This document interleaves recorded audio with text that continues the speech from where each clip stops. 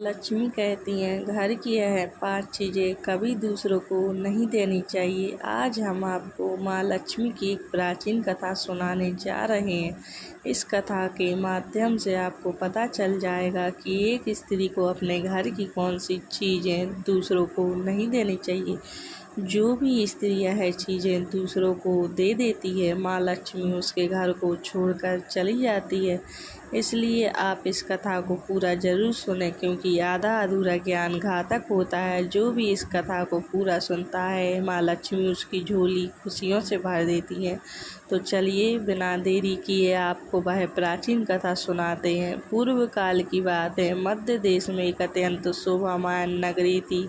उस नगरी में एक सुकन्या नाम की स्त्री अपने पति और सास ससुर के साथ निवास करती थी। सुकन्या एक पतिव्रता नारी थी जो सत्य धर्म का पालन करने में तत्पर और गृह कार्य में दक्ष थी। सुकन्या का स्वभाव अत्यंत दयालु था। वह सदैव दूसरों की सहायता किया करती थी। सुकन्या का पति संजय एक वैश्य था। उसकी अनाज की एक दुकान थी। वह बाजार में लोगों की ज़रूरत की चीज़ें बेचा करता था। सुकन्या अपने पति से बहुत अधिक प्रेम करती थी। वह अपने पति को ही परमेश्वर मानकर उसकी सेवा करती थी। सुकन्या नित्य पति से पहले जागती थी, अपने घर का आंगन स्वच्छ करती थी, फिर रंगोली बनाकर आंगन की सजावट करती थी।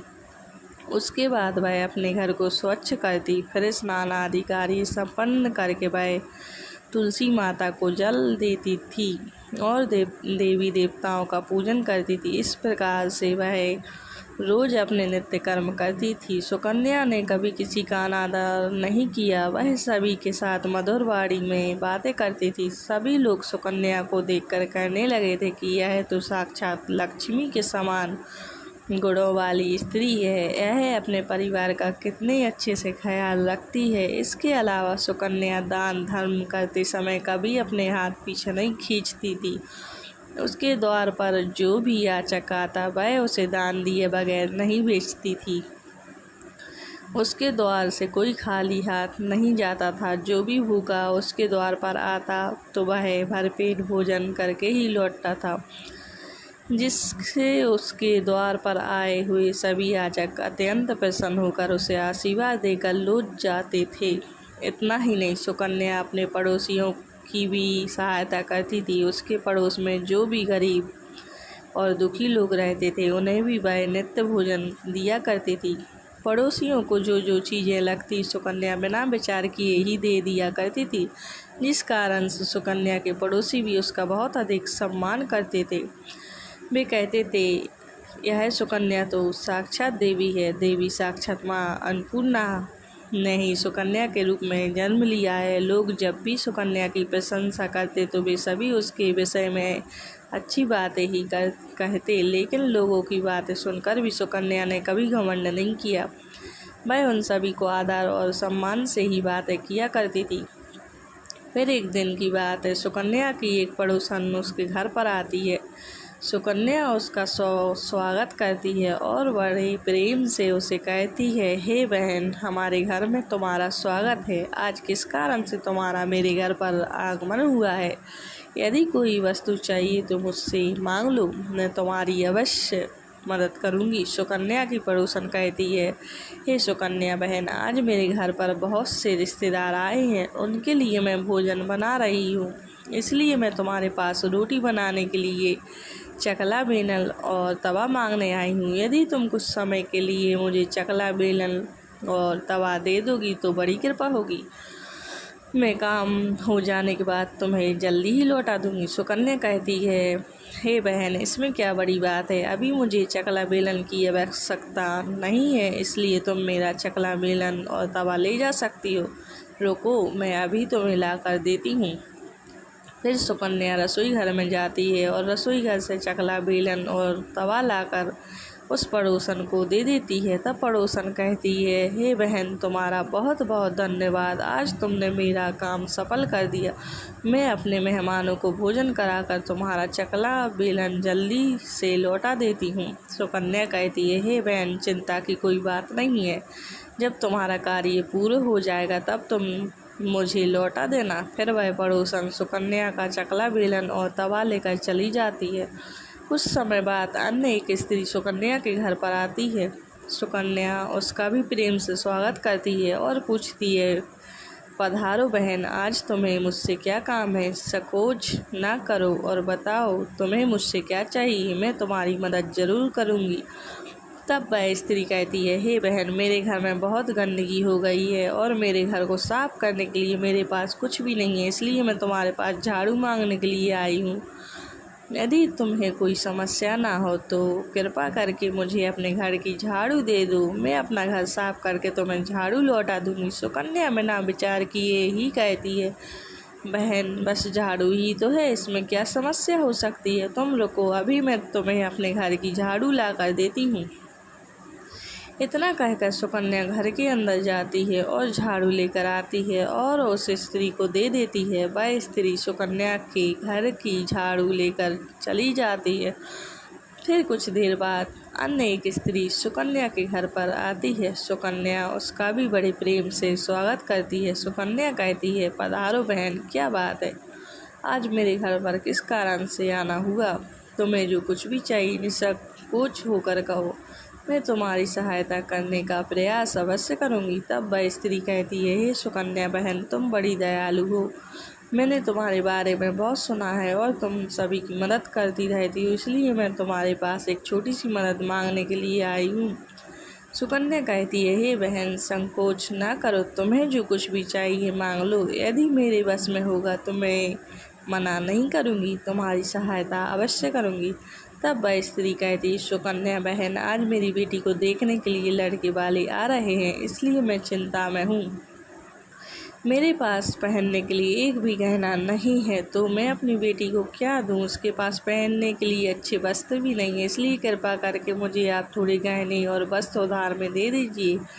केवल एक दिन के लिए, जब लड़के वाले देखकर चले जाएंगे तो मैं तुम्हारे गहने लौटा दूंगी। उस पड़ोसन की बात सुनकर सुकन्या कहती है, बस इसी बात है बहन, तुम चिंता मत करो, तुम्हारी पुत्री मेरी छोटी बहन की जैसी है, उसकी सहायता मैं अवश्य करूंगी।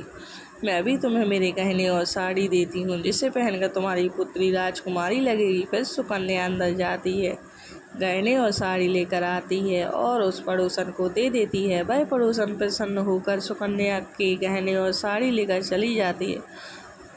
फिर शाम हो जाती है और अन्य एक पड़ोसन सुकन्या के घर आती है। सुकन्या उसका भी बड़े प्रेम से स्वागत करती है और कहती है, पधारो बहन, आज किस कारण से मेरे घर पर आना हुआ? बताओ, मैं तुम्हारी किस प्रकार से सहायता कर सकती हूँ? तुम्हें जो कुछ चाहिए निसंकोच होकर कहो, मैं तुम्हारी मदद जरूर करूँगी। वह पड़ोसन कहती है, हे सुकन्या बहन, तुम बड़ी दयालु हो और तुम सभी की मदद करती हो, इसलिए मैं तुम्हारे पास आई हूँ। मेरा बच्चा भूखा है और उसे पिलाने के लिए दूध नहीं है, इसलिए मैं तुम्हारे पास दूध मांगने के लिए आई थी। अगर थोड़ा सा दूध मिल जाता तो बड़ी कृपा होती। सुकन्या कहती, अरे बहन, इसमें कौन सी बड़ी बात है, लो अभी मैं तुम्हें दूध दे देती हूँ। सुकन्या रसोई घर में जाती है और थोड़ा सा दूध लेकर आती है और उस पड़ोसन को दे देती है। वह पड़ोसन प्रसन्नता से उस दूध को लेकर चली जाती है। इस प्रकार से सुकन्या अपने सभी पड़ोसियों की मदद कर देती है और प्रसन्न होकर घर का काम करने लग जाती है। फिर रात होते ही उसका पति घर लौट आता है। सुकन्या अपने पति को प्रणाम करती है और उसकी खूब सेवा करती है। रात को दोनों पति पत्नी आनंद से सो जाते हैं। फिर दूसरे दिन भी जागते हैं तो उन्हें एक बहुत ही बुरी खबर कानों पर पड़ती है। एक आदमी दौड़ते हुए सुकन्या के घर पर आता है और सुकन्या के पति से कहता है, भाई, कल रात को किसी ने आपकी दुकान लूट ली है, सारा माल गायब है। सुकन्या का पति एकदम से घबरा जाता है और दौड़ते हुए अपने दुकान पर जाता है तो देखता है उसका सारा माल किसी ने लूट लिया है। वह देखता है कि उसके दुकान में रखा हुआ सारा धन भी चोरी हो चुका है।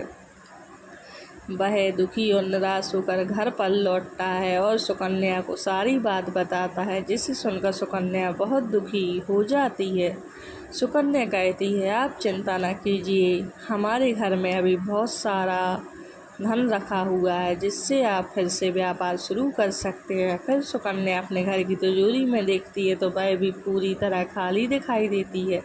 उसके अंदर का भी सारा माल अब चोरी हो चुका था। यह देखकर सुकन्या बहुत दुखी हो जाती है। उसे समझ में नहीं आता है कि यह कैसे हुआ। सुकन्या का पति उस पर बहुत क्रोधित हो जाता है और पूछता है, सुकन्या सच सच बताओ, हमारे घर के अंदर रखा हुआ सारा पैसा कहाँ गायब? सुकन्या कहती है, हे मामी, मैं घर पर ही थी, सारा धन तिजोरी में ही था, किसने इसे चुरा लिया पता नहीं।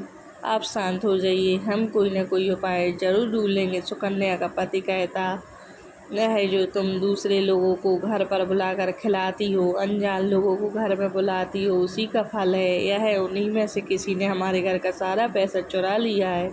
क्रोध में आकर सुकन्या का पति उसे भला बुरा कहता है। सुकन्या की सास भी उसे बहुत कोसती है और कहती है, तुम ही इन पड़ोसियों को घर की चीज़ें देती रहती हो, बिना सोचे किसी की भी मदद कर देती हो। उन्हीं में से किसी ने सारा पैसा चुरा लिया है। घर के सभी लोग सुकन्या को भला बुरा कहने लगते हैं।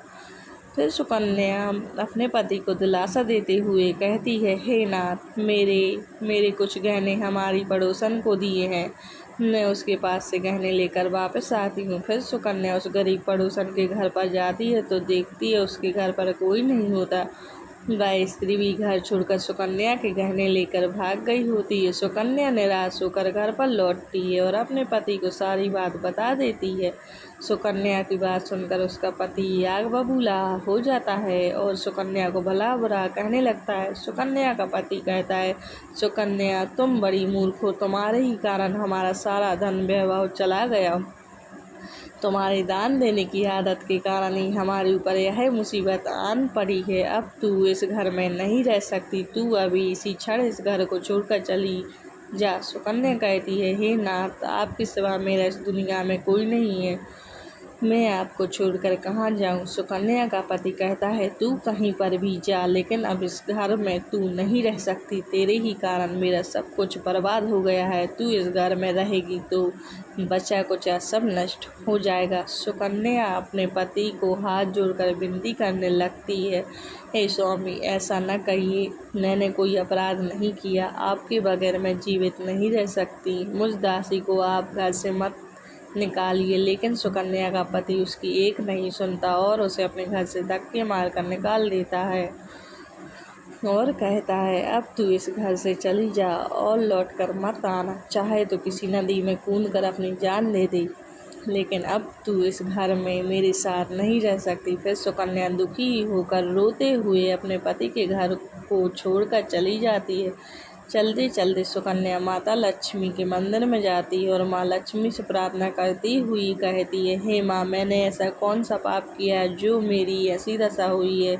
हे माँ लक्ष्मी, मैं तो नित्य आपकी पूजा करती थी, फिर भी आपने मेरा घर क्यों छोड़ा? कृपा मुझे बताओ माँ, मैंने ऐसा कौन सा अपराध किया जो आप मुझसे रूठ गई हो?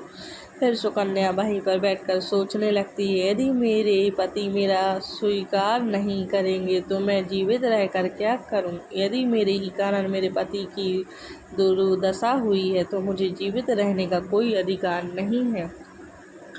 इतना सोचकर सुकन्या अपने प्राण लेने के लिए नदी की तरफ जाने लगती है। नदी के पास जाकर सुकन्या माता लक्ष्मी से प्रार्थना करती है, हे माँ लक्ष्मी, अब मैं अपने प्राण देने जा रही हूँ।